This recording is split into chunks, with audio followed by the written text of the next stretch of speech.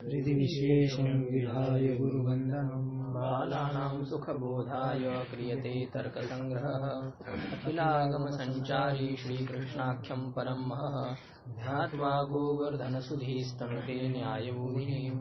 ओम शांति शांति शांति। 6 प्रकार का जो प्रत्यक्ष 6 इंद्रियों के द्वारा होता है, तो उनके उस प्रत्यक्ष में कारणीभूत जो 6 सन्निकर्ष की चर्चा हमारी चल रही थी। 5 सन्निकर्ष का तो विचार हो गया। द्रव्य का प्रत्यक्ष, द्रव्य में जो संवेद है उसका प्रत्यक्ष, द्रव्य में जो समवेत संवेद है उसका प्रत्यक्ष और अभाव का प्रत्यक्ष। तो ऐसे 4 प्रकार के पदार्थ हैं। कोई द्रव्य है, कोई द्रव्य संवेद है, कोई द्रव्य संवेद संवेद है और एक अभाव है। तो अभाव तो द्रव्य समवेत नहीं, भले द्रव्य में रहता है लेकिन समवाय संबंध से नहीं रहता, इसलिए उसको द्रव्य समवेत नहीं कहेंगे। ऐसे उनके प्रत्यक्ष में जो सन्निकर्ष कारण होते हैं उसका विचार हो गया। अभी अंतिम सन्निकर्ष का विचार हम लोग कर रहे थे कि अभाव प्रत्यक्ष, अभाव के प्रत्यक्ष में विशेषण विशिष्ट भाव सन्निकर्ष कारण है, ऐसा मूल ग्रंथ में आया। अब यहाँ न्यायबोधिनी कारण ने जो है ना मूल, इसमें ग्रंथ में तो मूल तो आगे हैं। ये चक्षुषा घट प्रत्यक्ष जनने संयोग सन्निकर्ष, घटत्व घट रूप प्रत्यक्ष जनने संयुक्त समवाय सन्निकर्ष, ये मूल ग्रंथ आगे है। लेकिन इन्होंने एक साथ ही ये पूरे यहाँ से आगे के ग्रंथ की टीका लिख दी है एक साथ, यहाँ पर स्पष्ट प्राय है। तो इसलिए ये जो अवतरणिका दी ना, ये अभाव प्रत्यक्ष ही थी। मतलब इस प्रत्यक्ष खंड का अंतिम जो है वाक्य है, वाक्य अंतिम जो है लक्षण है, ये मतलब सन्निकर्ष बताया है, तो वो यहाँ पर अवतरणिका रूप से दे रहे हैं। देख लीजिए, नहीं तो फिर मूल ग्रंथ एक बार देख लेते। चक्षुषा घट प्रत्यक्ष जनने संयोग सन्निकर्ष, चक्षुरिंद्रिय के द्वारा घट के प्रत्यक्ष के उत्पत्ति में संयोग सन्निकर्ष कारण होता है। अब केवल ये दृष्टांत दिया है चाक्षुष प्रत्यक्ष का, लेकिन इससे आपको त्वाच प्रत्यक्ष और मानस प्रत्यक्ष भी समझ लेना चाहिए कि मन से आत्मा का प्रत्यक्ष करना हो तो संयोग सन्निकर्ष कारण होता है, और त्वगिंद्रिय से तो घट का भी प्रत्यक्ष हो सकता है, तो उसमें संयोग सन्निकर्ष कारण होगा। और घट रूप के प्रत्यक्ष के उत्पत्ति में संयुक्त समवाय सन्निकर्ष कारण होता है।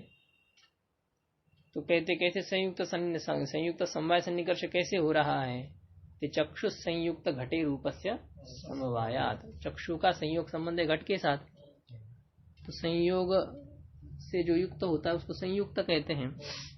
तो चक्षु संयुक्त है घट, और उस घट में रूपस्य समवायात, रूप का समवाय संबंध होने के कारण से घट रूप के प्रत्यक्ष के उत्पत्ति में चक्षु का रूप के साथ संयुक्त समवाय सन्निकर्ष कारण होता है। अब इसी प्रकार से चाक्षुष प्रत्यक्ष, घ्राणज प्रत्यक्ष, रासन प्रत्यक्ष और मानस प्रत्यक्ष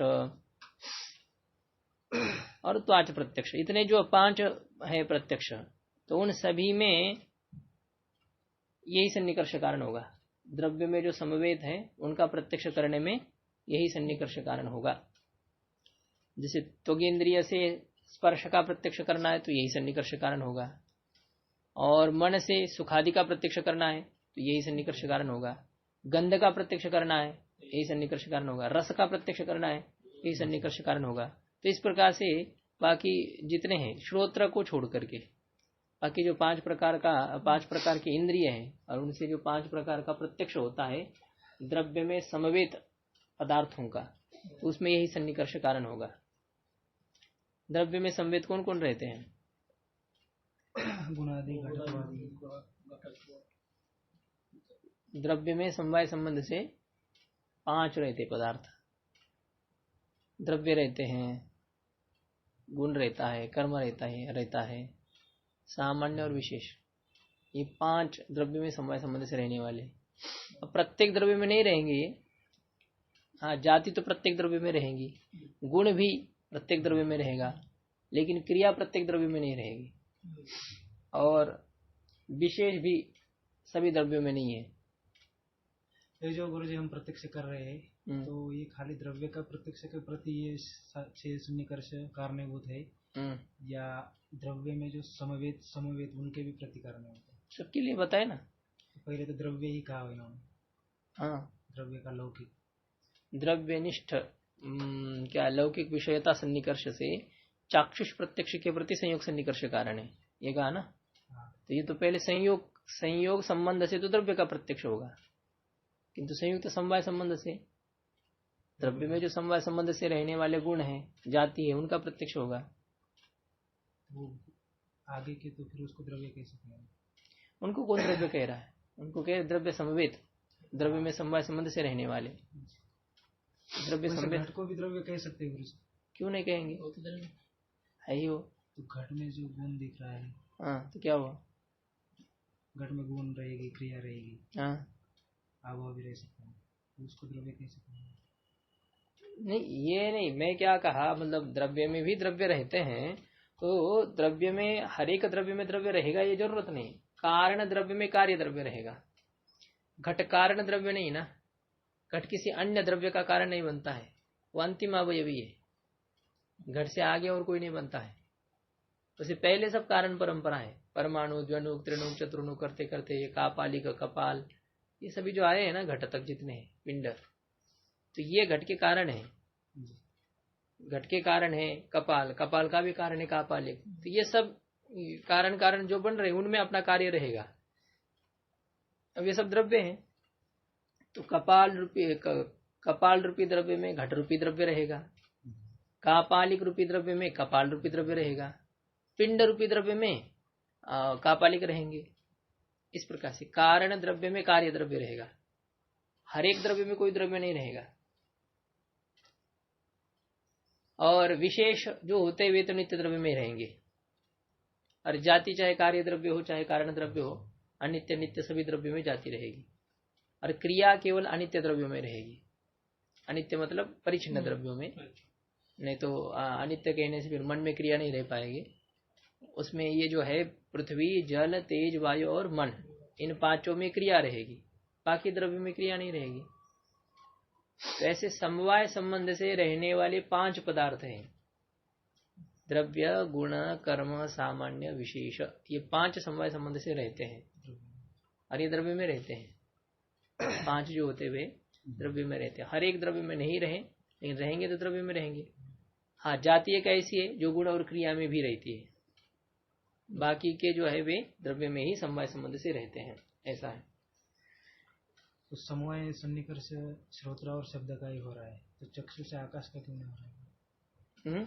चक्षु से आकाश का क्यों नहीं हो रहा है? हाँ। क्या समवाय सन्निकर्ष? हाँ, समवाय सन्निकर्ष आकाश का किसके साथ है?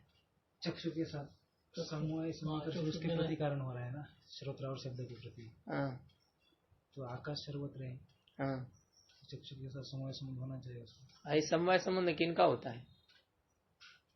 जो आयुत सिद्ध होते हैं उनका समवाय संबंध होता है। इसमें चक्षु और आकाश, इन दोनों का कौन सा संबंध है? क्या ये कार्य कारण है? क्या ये गुण गुणी है? क्या ये क्रिया क्रियावान है? क्या ये जाति व्यक्ति है? या ये विशेष नित्य द्रव्य है? इन 5 में से कौन सा संबंध, कौन सा नाता इनका है? परस्पर नाता इनका क्या है? 5 में से कोई है? तो कैसे समवाय संबंध से रहेंगे?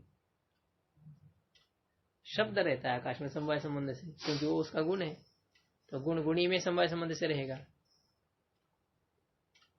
चक्षु नहीं रहेगा। चक्षु का संयोग संबंध होता है आकाश के साथ, चक्षु का आकाश के साथ संयोग संबंध होता है, तो फिर क्यों प्रत्यक्ष नहीं होता, ये शंका हो सकती है। असमवाय संबंध क्यों नहीं होता, या समवाय संबंध हो रहा है तो उसका प्रत्यक्ष क्यों नहीं होता? ये नहीं, समवाय संबंध नहीं हो सकता है, समवाय संबंध नहीं होने के कारण से उसके प्रत्यक्ष की बात ही नहीं उठती है। हाँ, संयोग संबंध तो है जरूर, 2 द्रव्यों का संयोग संबंध होता है। आकाश सर्वत्र है, तो आकाश का सभी अनित्य द्रव्यों के साथ संयोग संबंध हमेशा है, तो वो संयोग संबंध रहेगा। लेकिन प्रत्यक्ष न होने में कारण क्या है? क्या कारण है आकाश का प्रत्यक्ष क्यों नहीं होता है चक्षु से?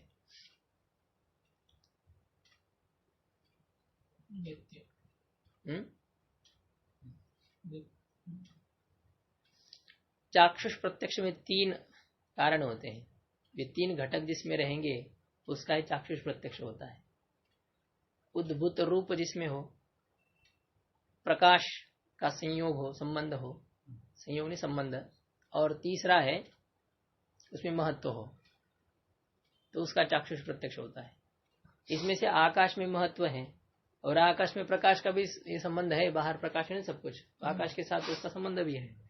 तो प्रकाश है और महत्व भी है, किंतु आकाश में उद्भूत रूप न होने के कारण से, रूप ही नहीं उद्भूत रूप तो बहुत दूर की बात है, उद्भूत यानी प्रत्यक्ष योग्य रूप, तो रूप ही नहीं है तो प्रत्यक्ष योग्य रूप है या नहीं इसका तो विचार ही दूर है। तो इसलिए उद्भूत रूप न होने के कारण से आकाश का प्रत्यक्ष नहीं होता है चक्षु के द्वारा, ऐसा है। परमाणु का प्रत्यक्ष नहीं होता है चक्षु के द्वारा, क्यों नहीं होता है? उसमें उद्भूत रूप है और प्रकाश का संबंध भी होगा जब दिन में है तब, तो फिर क्यों उसका प्रत्यक्ष नहीं होता है? तो उसमें महत्व नहीं है। महत्व त्रेणुक से आगे महत्व रहता है, उसमें महत्व न होने के कारण से उसका प्रत्यक्ष नहीं होता है। इंद्रिय का प्रत्यक्ष नहीं होता है, तो उसके प्रत्यक्ष न होने में क्या कारण है? उसमें महत्व है, प्रकाश का संयोग भी होगा, लेकिन उनमें स्थित जो रूप है वह उद्भूत रूप नहीं है, तो उद्भूत रूप न होने के कारण से उसका प्रत्यक्ष नहीं होता है। अंधकार में घटादि का प्रत्यक्ष नहीं होता है, क्यों नहीं होता है? घट में उद्भूत रूप नहीं है, घट में प्रत्यक्ष योग्य रूप है, महत्व नहीं है घट में महत्व भी है, तो क्यों प्रत्यक्ष नहीं होता है? प्रकाश सन्निकर्ष न होने के कारण से। प्रकाश में घट होना चाहिए तब उसका प्रत्यक्ष हो, तो ऐसे ये होता है, इसलिए आकाश का प्रत्यक्ष नहीं होता है। तो ये चल रहा है कि द्रव्य में जो समवाय संबंध से रहने वाले गुण है और द्रव्य में जो समवाय संबंध से रहने वाली जातियां है, तो उनका प्रत्यक्ष होगा संयुक्त समवाय सन्निकर्ष से। लेकिन ये संबंध है तो जरूर प्रत्यक्ष होगा ये नहीं, अपनी योग्यता भी वहां पर देखनी पड़ेगी। रूप के साथ ये है ना, अब ये अभी ये लिपि है, इस लिपि का काला रूप है ये, ठीक है नहीं? अब इसमें त्वगेंद्रिय का संयुक्त समवाय संबंध है कि नहीं है? जब त्वगेंद्रिय का पुस्तक के साथ संयोग हो रहा है और उसमें वो लिपि जो है समवाय संबंध से है रूप, त्वगेंद्रिय का संयुक्त समवाय संबंध रूप के साथ हो रहा है, लेकिन संबंध होता है इसका मतलब उसका प्रत्यक्ष हो जरूरी नहीं है, उसमें योग्यता भी होनी चाहिए। सन्निकर्ष होने से काम नहीं चलेगा, योग्यता भी होनी चाहिए, तब उसका प्रत्यक्ष होता है। तो जिस इंद्रिय में जिसका प्रत्यक्ष करने की योग्यता है और फिर संबंध हो जाए, तब वो इंद्रिया उस पदार्थ का प्रत्यक्ष कर सकती है, केवल संबंध से काम नहीं चलेगा, ऐसा ही है। रस के साथ नेत्र इंद्रिय का संबंध नहीं होता है क्या? होता है, हो जाएगा, रस है, क्योंकि उसमें वो समवाय संबंध से रहेगा।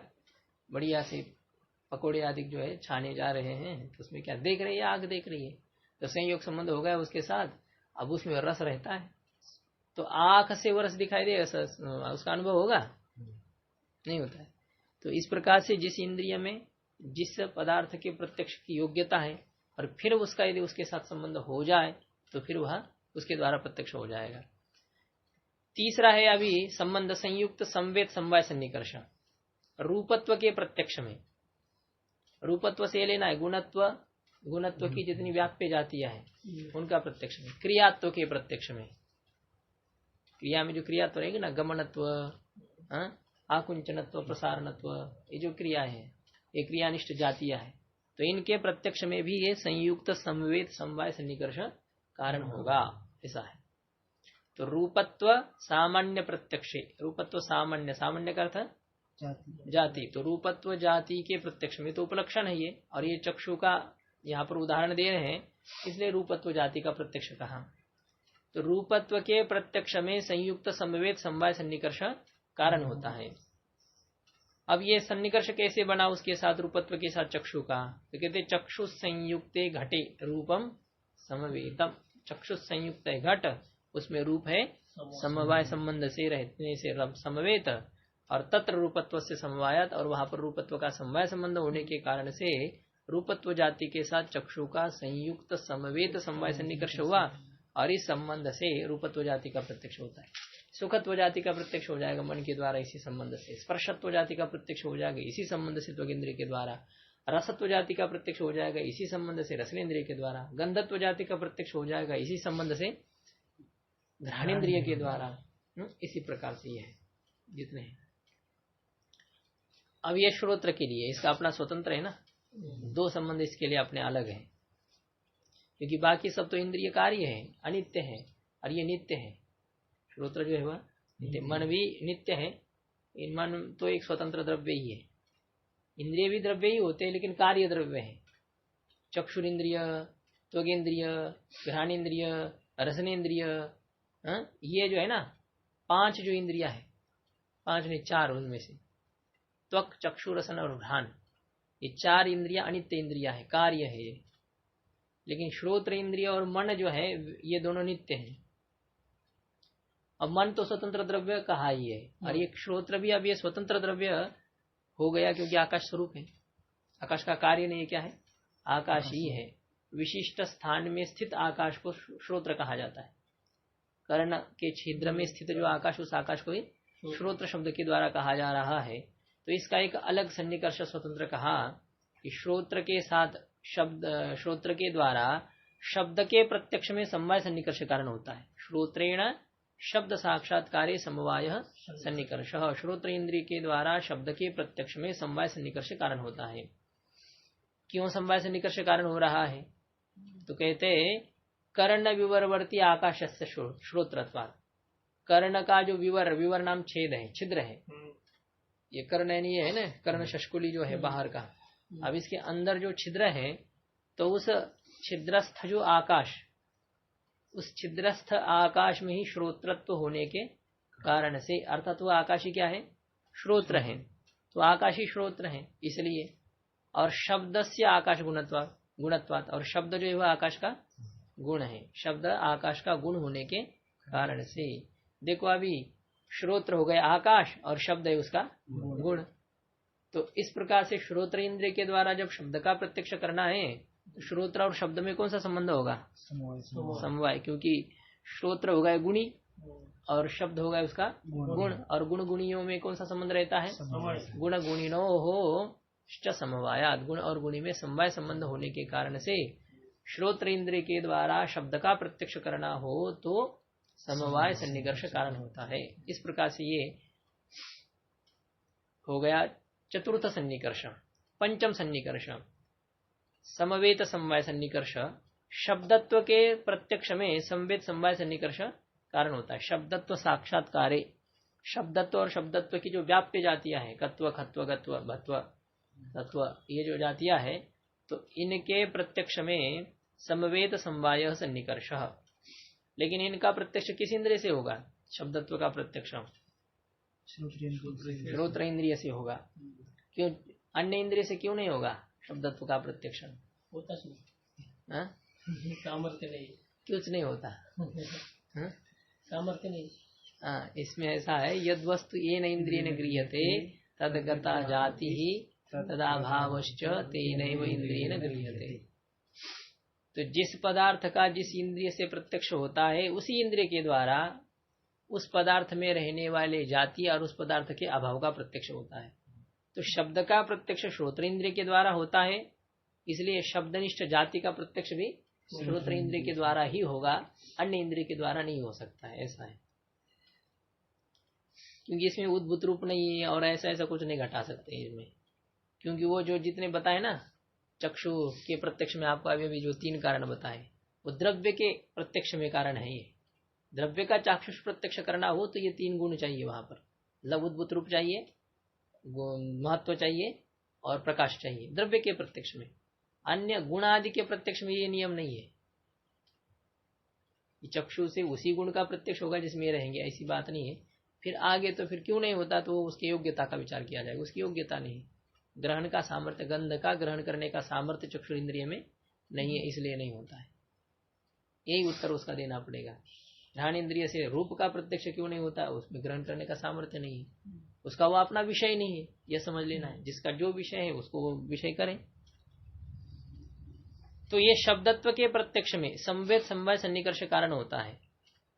ये कैसे सन्निकर्ष हो गया? बोले श्रोत्र समवेत है शब्द, श्रोत्र में समवाय संबंध से शब्द रहता है, तो श्रोत्र समवेत शब्द, और उस शब्द में शब्दत्वस्य समवायात, उस शब्द में शब्दत्व का समवाय संबंध होने के कारण से इसके प्रत्यक्ष में संवेद समवाय सन्निकर्ष ऐसा है। इसमें व्यापार कौन बनेगा? जब शब्दत्व का प्रत्यक्ष करना है तब। व्यापारवत असाधारण कारण को करण कहते हैं। श्रोत्र इंद्रिय यदि करण है तो व्यापार से युक्त है, तो इसमें कौन सा व्यापार है?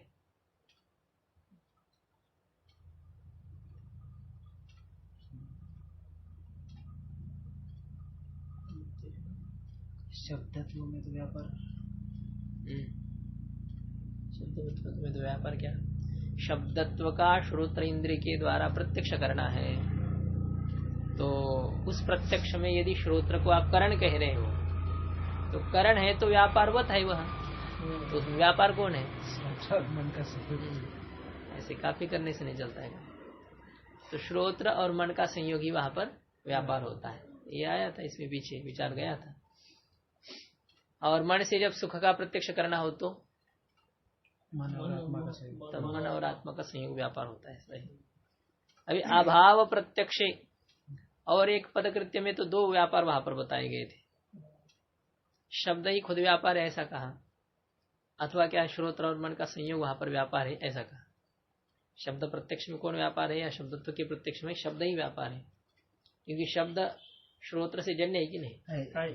श्रोत्र आकाश है और आकाश से उत्पन्न होता है शब्द, और आकाश से उत्पन्न होने वाले शब्द विषय का प्रत्यक्ष का वह कारण है शब्द। तो तज्जन्यत्व सति तज्जन्य जनकत्वम, ये व्यापार का लक्षण है। अंतिम अभाव है अभी पदार्थ। ये अभाव प्रत्यक्ष विशेषण विशेष भाव सन्निकर्ष, अभाव के प्रत्यक्ष में विशेषण विशेष भाव सन्निकर्ष कारण होता है। तस्य भावस्तु तलो, भाव अर्थ में तल और त्व प्रत्यय होते हैं ना, तो इसलिए यहाँ पर जहाँ भाव लिखा रहता है ना उसमें तल और त्व कह करके भी आप उसका ये कर सकते हैं, उसकी व्याख्या कर सकते हैं, मतलब उसको कह सकते हैं। तो यहाँ पर यह संबंध हो जाएगा विशेषणता संबंध, विशेषता संबंध।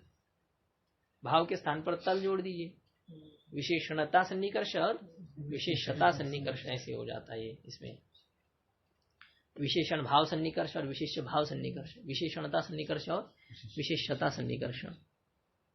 जैसे इसमें घटाया इन्होंने कि घटा भाववत भूतलम, ऐसा है, घटा भाववत भूतलम। ये जो चक्षु से प्रत्यक्ष हो रहा है, घटा भाव से युक्त भूतल, ये चक्षु से प्रत्यक्ष होगा। इस अभाव का प्रत्यक्ष चक्षु के द्वारा जब होगा, तो अब यहाँ चक्षु का उस अभाव के साथ कौन सा सन्निकर्ष है? तो वे कह रहे हैं कि चक्षु संयुक्त है भूतल, और उस भूतल में घटा भाव वस्य विशेषणत्वात्, भूतल में घटा भाव विशेषण है और घटा भाव में विशेषणता रहेगी। तो इस प्रकार से चक्षु का उस घटा भाव के साथ संयुक्त विशेषणता सन्निकर्ष हो जाता है। ऐसा है। और एक सामान्य नियम यह भी समझ लेना है, अभाव अपने अधिकरण में विशेषणता सन्निकर्ष से रहता है। अभाव अपने अधिकरण में विशेषणता सन्निकर्ष से रहेगा। तो इसलिए क्या है, जहां आपको अभाव का प्रत्यक्ष करना है तो वहां तक इंद्रियों का सन्निकर्ष घटा दो और फिर वहां पर अभाव विशेषणता सन्निकर्ष से रहेगा। आपको भूतल में अभाव का प्रत्यक्ष करना है तो भूतल के साथ पहले संबंध लगा लेना है, फिर वो तो वहां उसका तो निश्चित ही है, अभाव का सन्निकर्ष निश्चित है, चाहे भूतल में हो, चाहे भूतलत्व जाति में हो, चाहे नीलत्व जो जाति रूप गुणनिष्ठ जाति उसमें हो, है ना। और ये इतने में ही रहेगा अभाव, और कहाँ रहेगा, है ना। जैसे द्रव्य में रहता हो या तो गुण में रहने वाला अभाव हो, है ना। गुण में भी अभाव का प्रत्यक्ष होगा कि नहीं होगा। नील रूप में पीत रूप के अभाव का प्रत्यक्ष करना है, कौन सा सन्निकर्ष कारण होगा?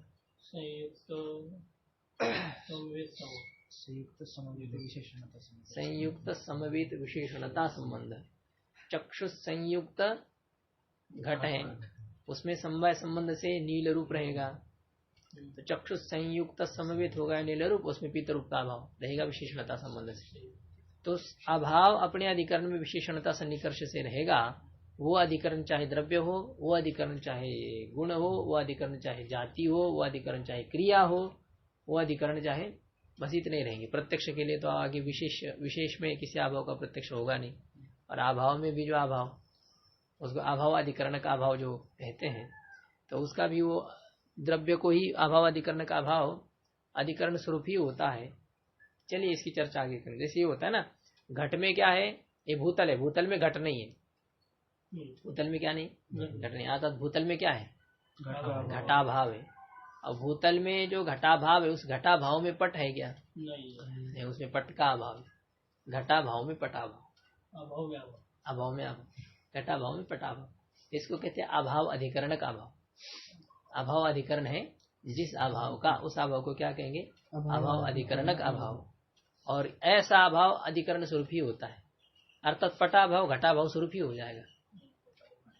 पटाभाव क्या हो जाएगा, घटाभाव स्वरूप हो जाएगा। और घटाभाव स्वरूप हो गया तो उसका वो रहेगा भूतल में ही, विशेषणता संबंध से। तो इस प्रकार से चाहे हमें द्रव्य में अभाव का प्रत्यक्ष करना हो, चाहे गुण में चाहे क्रिया में, वो अभाव रहेगा वह विशेषणता संबंध से। बाकी आपको द्रव्य तक जाने के लिए, गुण तक जाने के लिए, गुणनिष्ठ जाति तक जाने के लिए जो संबंध पहले निर्धारित कर दिए हैं, तो उन्हीं संबंधों का आश्रय आपको करना है। इसलिए बताया था कि जो अभी तक के 5 सन्निकर्ष हैं, संयोग, संयुक्त समवाय, संयुक्त संवेद समवाय, समवाय और समवेद समवाय, इसके बाद में विशेषणता जोड़ देना है। इसके बाद में विशेषणता जोड़ने से ये 5 प्रकार का विशेषणता से निकर्ष हो जाएगा। संयुक्त विशेषणता, संयुक्त समवेत विशेषणता, संयुक्त समवेत समवेत विशेषणता, समवेत विशेषणता, समवेत समवेत विशेषणता, ऐसे है 5 प्रकार से ये हो जाएंगे। अब ये इसी का ही चर्चा यहाँ पर न्यायबोध निकाल दे रहे हैं। देखो, पंचविध सन्निकर्षाणाम उपरि विशेषणता योजनीय, ये कह रहे हैं 5 प्रकार के जो सन्निकर्ष हैं, पहले 5 जो सन्निकर्ष हैं, उन 5 सन्निकर्ष के ऊपरी उस सन्निकर्ष के बाद में विशेषणता योजनीय, क्या जोड़ना चाहिए, विशेषणता जोड़ना चाहिए। इस प्रकार से है।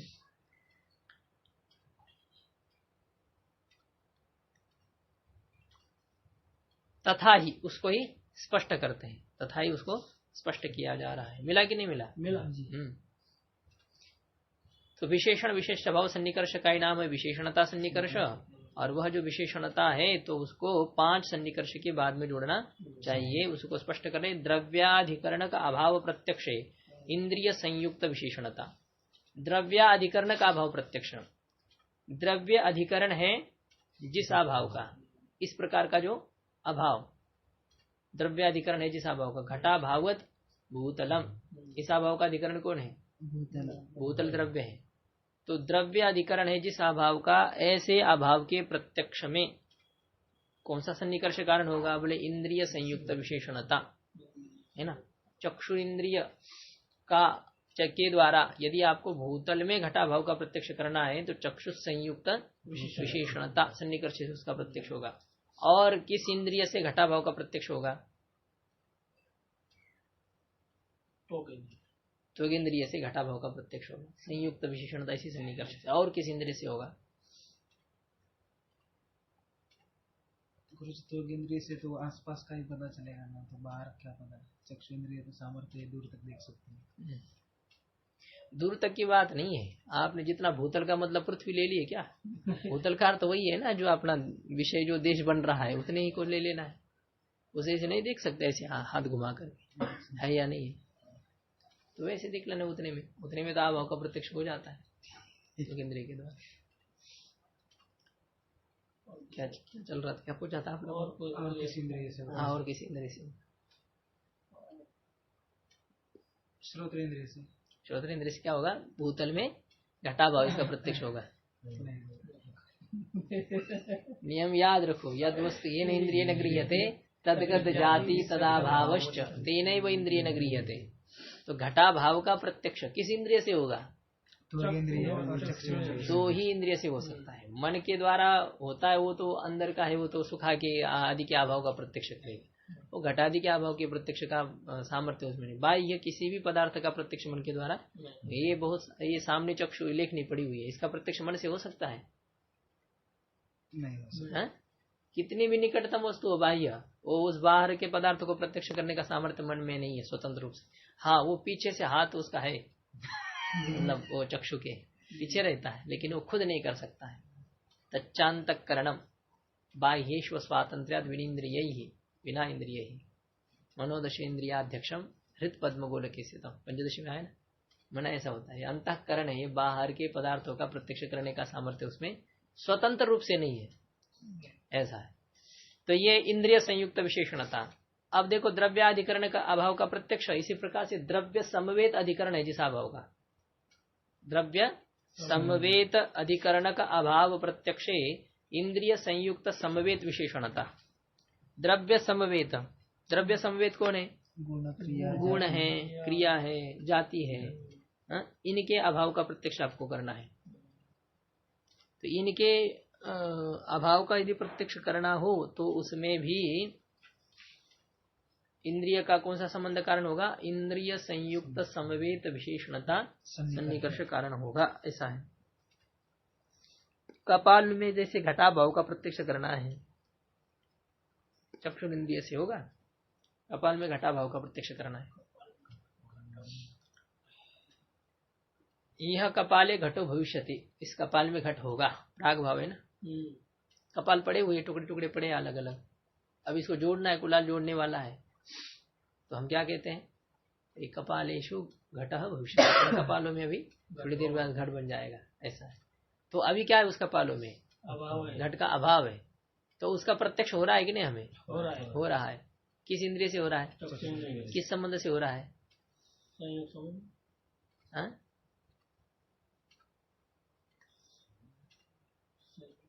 अच्छा, ये तो पहले वाले का उदाहरण होगा। चक्षु संयुक्त कपाल है और उसमें विशेषणता संबंध से घटाभाव रहेगा, चक्षु संयुक्त विशेषणता संबंध ही हो जाएगा, ऐसा है चक्षु संयुक्त विशेषणता।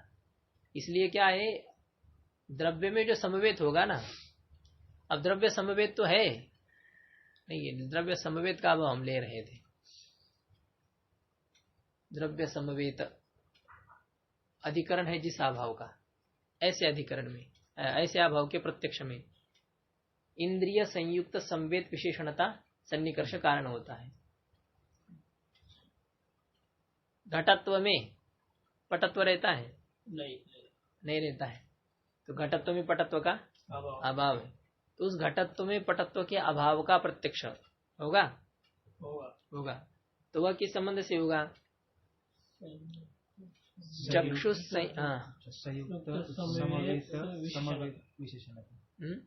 कितने समवेत? 3, 4, 5, 10 संयुक्त समवेत विशेषणता, असंयुक्त समवेत विशेषणता। चक्षु संयुक्त है घट, उसमें समवेत है घटत्व, और उसमें विशेषणता संबंध से रहेगा पटत्व का अभाव, ऐसे संयुक्त समवेत विशेषणता।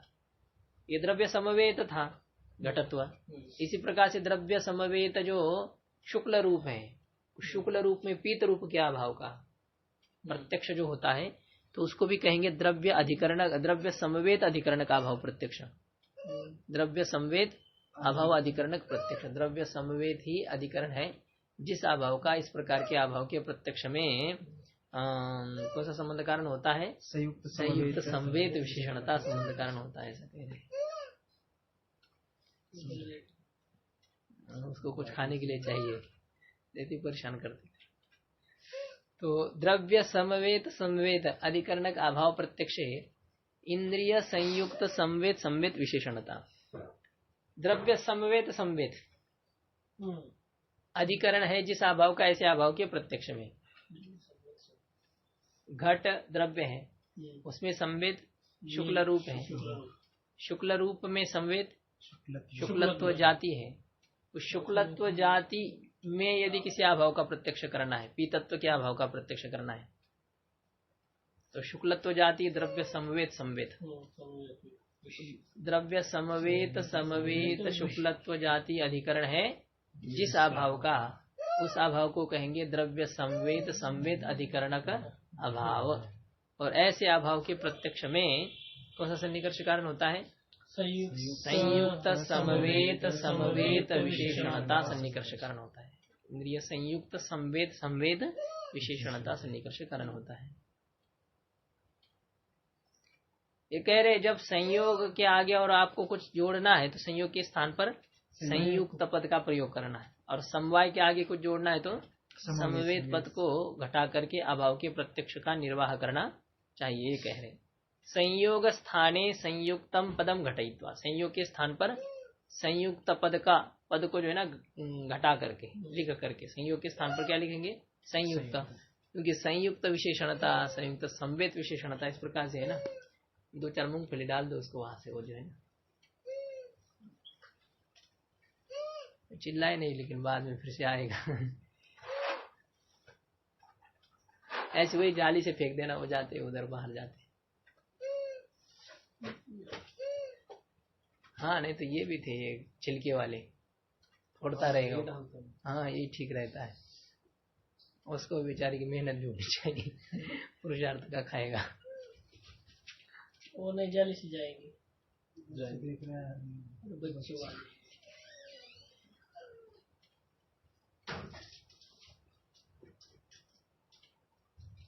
डाल दीजिए, वो भी आप ले गए उसके नाम से, तो क्या बेचारे बेचारी के नाम से।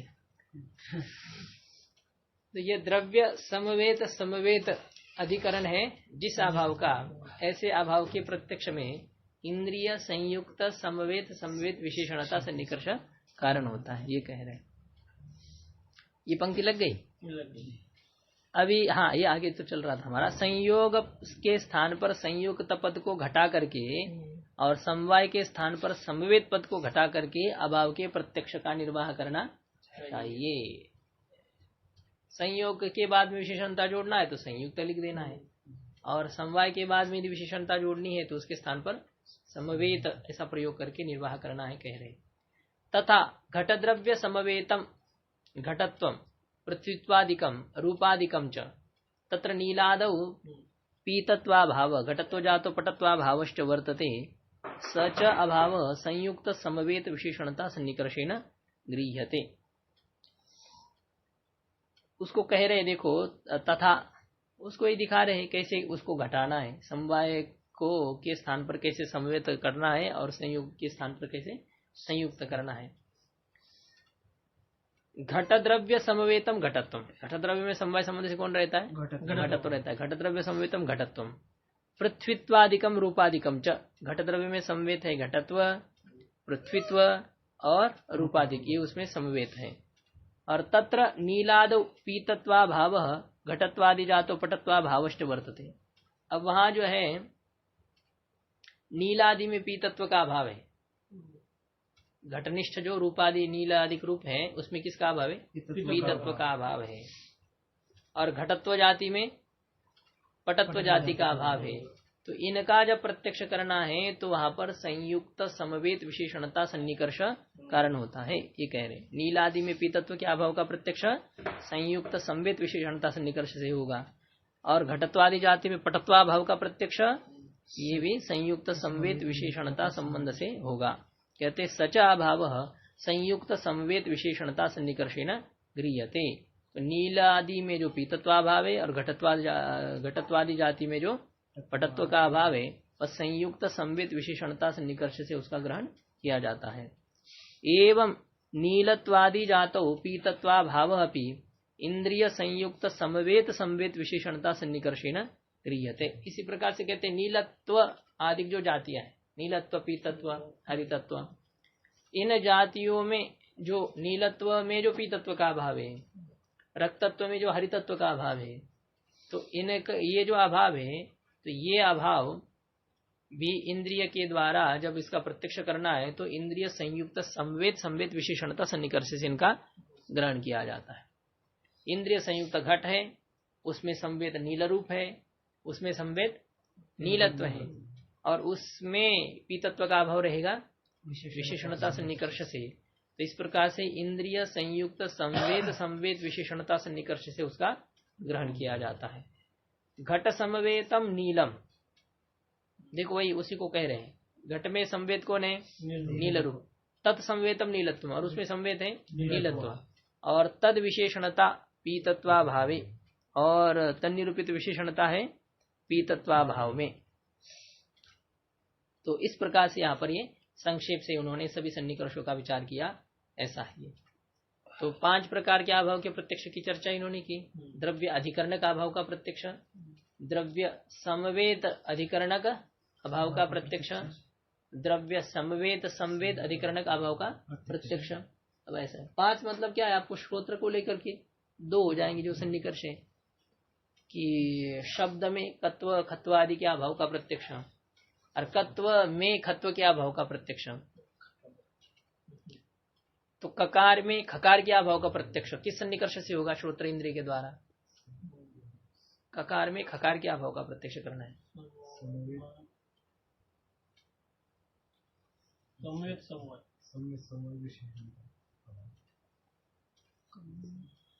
ककार में खकार के अभाव का प्रत्यक्ष। श्रोत्र से शब्द समवाय, शब्द की व्याप्ति जाति या कत्व कत्व समवाय समवेत समवेत विशेषणता। किसका प्रत्यक्ष कर रहे हो? कत्व खत्व कत्व में खत्व का अभाव। ये पूछा। ककार में खकार के अभाव का प्रत्यक्ष। ककार में खकार के अभाव का प्रत्यक्ष हो रहा है। समवेत विशेषणता। समवेत विशेषणता। श्रोत्र समवेत ककार है और उस ककार में खकार का अभाव रहेगा विशेषणता सन्निकर्ष से। तो समवेत विशेषणता, ककार में खकार के अभाव का प्रत्यक्ष होगा समवेत विशेषणता। और जब कत्व में खत्व के अभाव का प्रत्यक्ष करना है तो फिर वह होगा समवेत समवेत विशेषणता सन्निकर्ष। ऐसे ये 5 सन्निकर्ष हो जाएगी।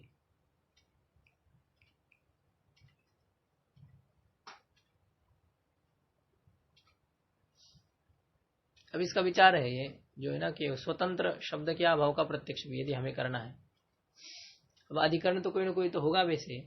अब जैसे यहाँ पर ही शब्द के अभाव का प्रत्यक्ष हो रहा है, या शब्द आपके श्रोत्र में नहीं उत्पन्न हो रहा है, शांत वातावरण, तो शब्द उत्पन्न हो रहा है यहाँ पर नहीं हो रहा है, तो क्या यह शब्द का अभाव है। तो ये इसका जब प्रत्यक्ष करना हो तो फिर उसका प्रत्यक्ष किस संबंध से होगा?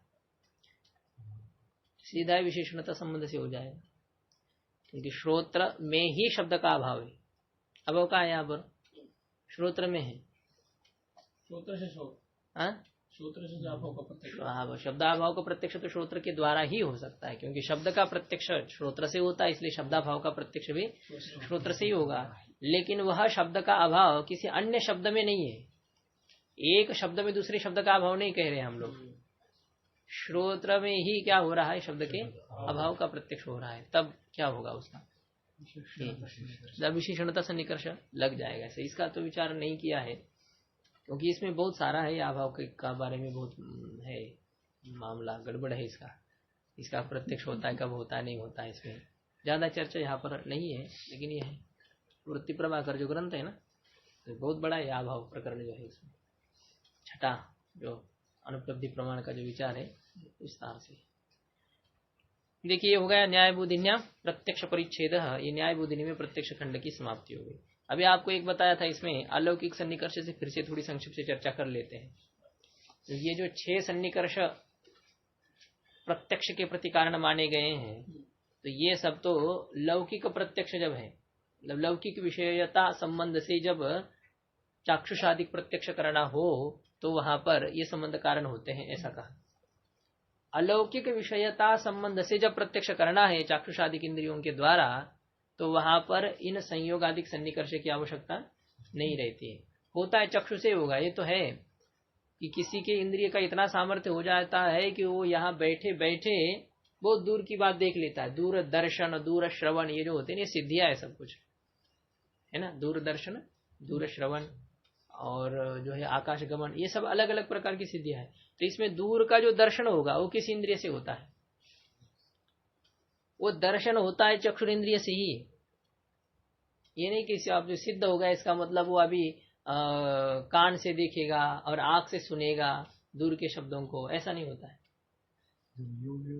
हाँ, योगियों को, इसलिए योगियों की बात कह रहे हैं, योगियों के उस इंद्रिय का सामर्थ्य बढ़ गया। ये नहीं कि कोई भी इंद्रिय कोई भी कार्य कर लेंगे, इस प्रकार से नहीं होता है। योगियों के कान में डाल देंगे चाय, अरे बड़ी मीठी, क्या ज्यादा चीनी डाल दी, उसको पता चलेगा? नहीं, आपका सामर्थ्य बड़ा था इसलिए देख लिया प्रयोग करके। वो जिस इंद्रिय का सामर्थ्य है उसी इंद्रियों के द्वारा वह कार्य होगा, सामर्थ्य उसका बढ़ गया। इसका मतलब चक्षुर इंद्रिय से जब आपको दूर किसी विषय का प्रत्यक्ष करना है तो इन चक्षु के संयोग संबंधी की तो जरूरत नहीं रहेगी, है ना। तो वहां जो अलग सन्निकर्ष बनता है तो वह सन्निकर्ष है योग सन्निकर्ष, उसको कहते हैं। तो अलौकिक सन्निकर्ष, लौकिक सन्निकर्ष तो 6 प्रकार के हैं और अलौकिक सन्निकर्ष 3 प्रकार के होते हैं।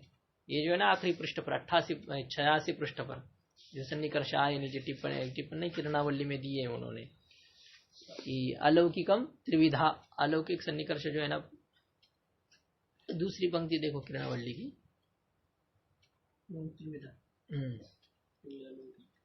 अलौकिकम तो त्रिविधा, अलौकिक सन्निकर्ष कितने प्रकार के हैं? 3 प्रकार के हैं। अलौकिकम सन्निकर्षम त्रिविधा अलौकिक सन्निकर्ष जन्यम भवति, अलौकिकम प्रत्यक्षम, अलौकिकम तो हाँ ठीक है, लौकिक प्रत्यक्ष और अलौकिक प्रत्यक्ष। तो अलौकिक प्रत्यक्ष तो अलौकिक सन्निकर्ष से जन्य होता है। 3 प्रकार के अलौकिक सन्निकर्ष से, वो 3 प्रकार के अलौकिक सन्निकर्ष कौन से हैं? तो बोले सामान्य लक्षण सन्निकर्ष, ज्ञान लक्षण सन्निकर्ष और योगज सन्निकर्ष। योग से जन्य एक अलग सन्निकर्ष बनता है, उससे उनका प्रत्यक्ष होता है। इसकी व्याख्या खुद ही कर रहे हैं ये। सामान्य लक्षण सन्निकर्ष कैसे क्या है? बोले जहां पर एक धूम में आपको धूमत्व का ज्ञान हो गया, जैसे ना हम देखते हैं पर्वत महानस आदि में धूम का प्रत्यक्ष करते हैं, तो वहां अग्नि आपने देख लिया, धूम है और अग्नि है। ऐसे 2-4 स्थान आपने देखे जहां जहां धूम है वहां अग्नि है, तो आप ये निर्णय कर लेते, व्याप्ति बना लेते हैं कि जहां जहां धूम होता है वहां अग्नि होती है। इस प्रकार से आपने निश्चय कर लिया। लेकिन सकल धूम का जब आपको ज्ञान ही नहीं हुआ है, तो फिर आपने यह निर्णय कैसे कर लिया कि जहां जहां धूम होता है वहां अग्नि होती है? पर्वतीय धूम, इससे पहले आपने उसमें व्याप्ति का ग्रहण किया था। पर्वत में जो धूम था दिखाई दे रहा है अभी, उस धूम में वन्य की व्याप्ति है, यह आपने प्रत्यक्ष अनुभव किया था? पर्वतीय धूम को कहाँ देखा था आपने? नहीं देखा था पर्वतीय, तो व्याप्ति से ही ज्ञान हो गया। नहीं, पर्वतीय धूम कहाँ है? ये तो ये अभी पूछ रहे हैं ना। जिस धूम को देखा उसमें व्याप्ति का ग्रहण हो गया। हाँ। लेकिन जिस धूम को आपने देखा ही नहीं तो उसमें कैसे व्याप्ति का ग्रहण हो गया?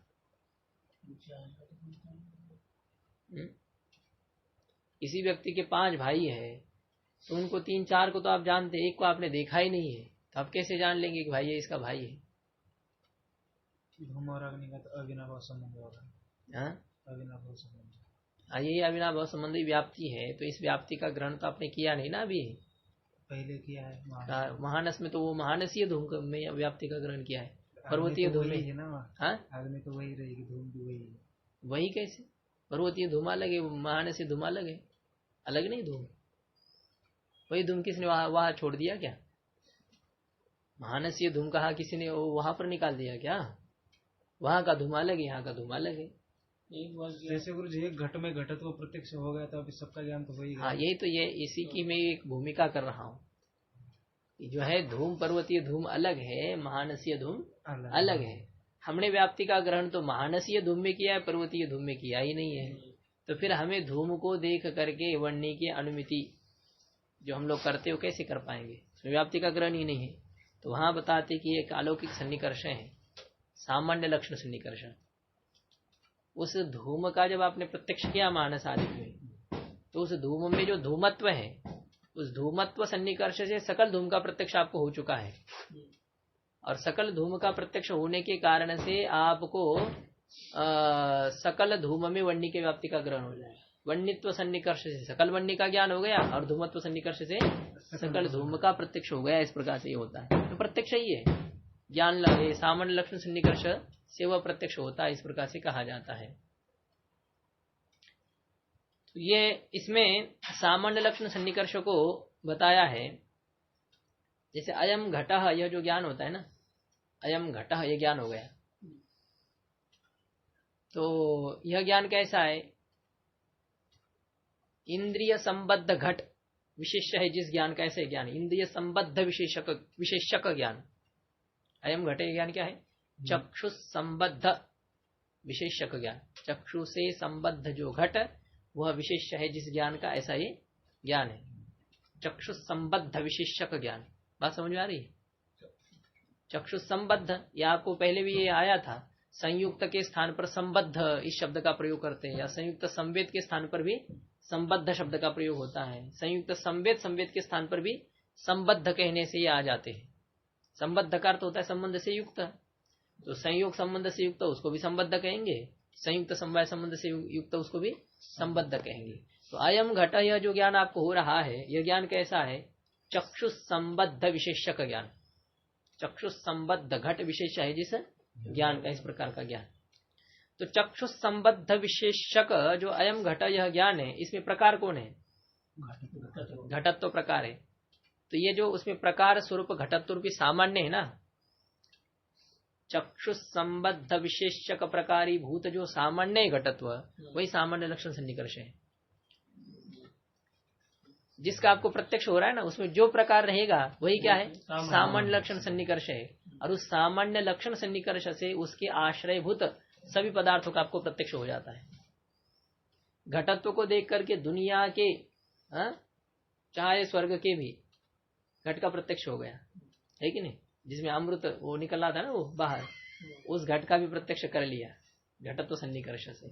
ऐसे पटत्व सन्निकर्ष से सकल पट का ज्ञान हो गया। तो ये होता है सामान्य लक्षण सन्निकर्ष। सामान्य ही लक्षण नाम स्वरूप है जिस सन्निकर्ष का। जिस सन्निकर्ष का स्वरूप ही क्या है?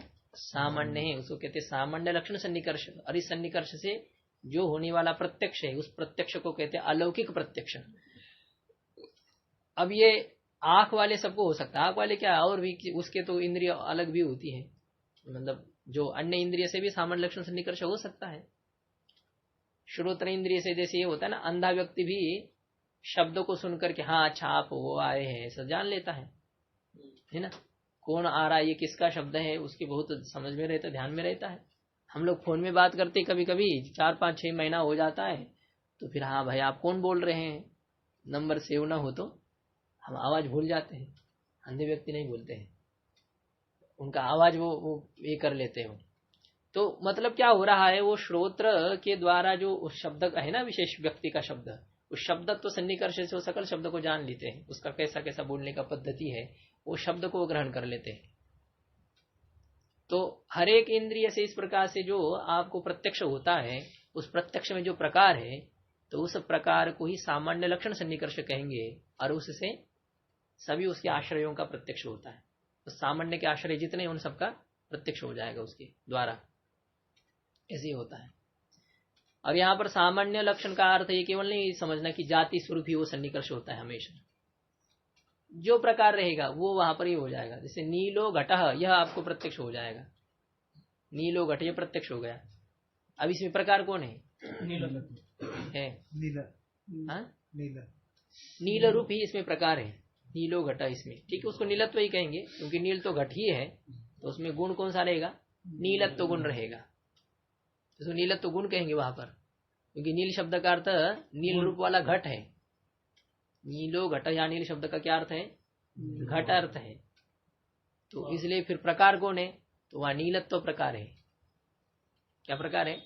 नीलत्व। नील शब्द का अर्थ घट है, तो फिर प्रकार कौन हो जाएगा? नीलत्व प्रकार।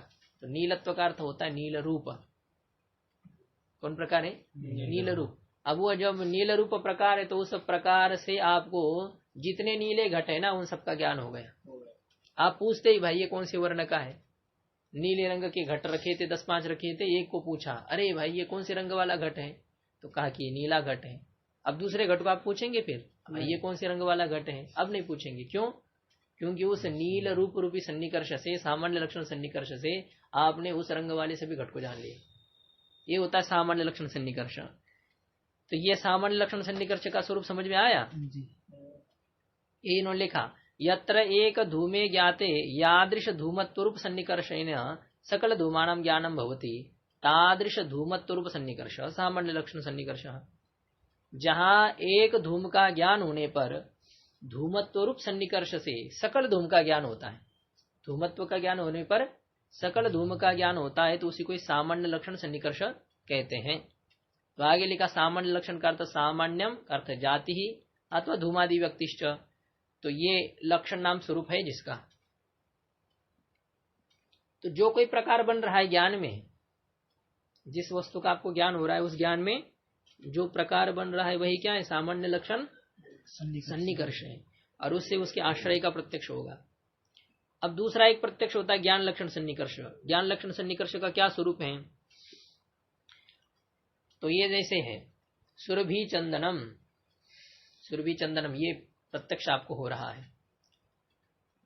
गत दिन में मंदिर में जाकर के हमें वहां चंदन को देखा, और देखा क्या, उसको सूंघा, बहुत सुगंधी चंदन था, लगाया भी थोड़ा बहुत बचा हुआ था, तो कैलाश आदि में करते हैं तो रखा है तो लगा दिया, तो बहुत सुगंधी चंदन। अब दूसरे दिन वह किसी मित्र के साथ जाता है और दूर से ही वह दिखाई देता है ना, वो वहां जो सिलबट्टा जो जिसके ऊपर वो उसको घिसते वह और चंदन रखा है, वो दूर से दिखाता है ये सुगंधी चंदनम, सुरभि चंदनम, आंख से देख करके कहता है। अभी तक घ्राणेन्द्रिय का उसके गंध के साथ कोई संबंध नहीं हुआ है, उससे पहले उसको सुरभि चंदनम प्रत्यक्ष हो गया। ये कैसे प्रत्यक्ष हो गया? तो ये होता है उसका जो स्मरण था ना कल का, उस स्मरणात्मक ज्ञान ही वहां पर सन्निकर्ष बन जाता है। तो ज्ञान ही स्वरूप है जिस सन्निकर्ष का, स्मरणात्मक ज्ञान ही जिसका क्या है, स्वरूप है। इस प्रकार का जो सन्निकर्ष है उसको कहेंगे ज्ञान लक्षण सन्निकर्ष, ऐसे होता है। तो इस सन्निकर्ष से आपको वो अन्य इंद्रिय से भी उसका प्रत्यक्ष हो रहा है, चक्षुर इंद्रिय से उसको ये हो रहा है, गंध का प्रत्यक्ष हो रहा है, सुरभि चंदन के गंध का प्रत्यक्ष ये हो रहा है। क्योंकि चक्षु, वैसे देखो अब सुगंध के साथ कैसा संबंध बनेगा, चक्षु का संबंध तो घटाना पड़ेगा ना, कौन सा संबंध है? तो ऐसा है, चक्षु का संयोग संबंध है मन के साथ, सीधा उस गंध के साथ वो कोई काम का नहीं है। आंख से जो हम उस चंदन को देख रहे हैं और उस चंदन में जो गंध है, तो सीधा चक्षु का उस गंध के साथ कौन सा संबंध बन रहा है? कौन सा? संयुक्त समवाय। चक्षु का उस गंध के साथ संयुक्त समवाय हो रहा है, लेकिन वो संबंध चक्षु के लिए कोई काम का नहीं है, उससे वो गंध का प्रत्यक्ष नहीं कर सकता, उसका सामर्थ्य नहीं उसमें करने का, उसको दूसरे संबंध का आश्रय करना पड़ता है। चक्षु का संबंध है मन के साथ, चक्षु संयुक्त कौन है? मन। और उस मन में जो संयुक्त है आत्मा, चक्षु संयुक्त मन, मन से संयुक्त आत्मा, और आत्मा में कल का जो प्रत्यक्ष हुआ था ना सुगंध का प्रत्यक्ष, वो स्मरणात्मक ज्ञान है कि नहीं? वो ज्ञान है वहां पर। तो चक्षु संयुक्त मन, मन संयुक्त आत्मा, और उसमें समवेत जो स्मृति ज्ञान है, और उस ज्ञान का विषय, स्मृति ज्ञान का विषय कौन है? सुगंध है। सुरभि ज्ञान का विषय कौन है? वह सुगंध है। तो विषयत्व रहेगा सुगंध में। तो मन संयुक्त चक्षु संयुक्त मन, मन संयुक्त आत्मा, आत्मा में संवेद जो स्मृति, तो स्मृति विषयत्व जो है सुगंध में, यही चक्षु का उसके साथ संबंध हो गया, सुगंध के साथ। ये चक्षु है यहाँ पर हमारे। तो चक्षु संयुक्त मन, मन संयुक्त आत्मा, आत्मा में संवेद स्मृति, स्मृति ज्ञान, और स्मृति विषयत्व कहाँ रहेगा? इस सुगंध में रहेगा।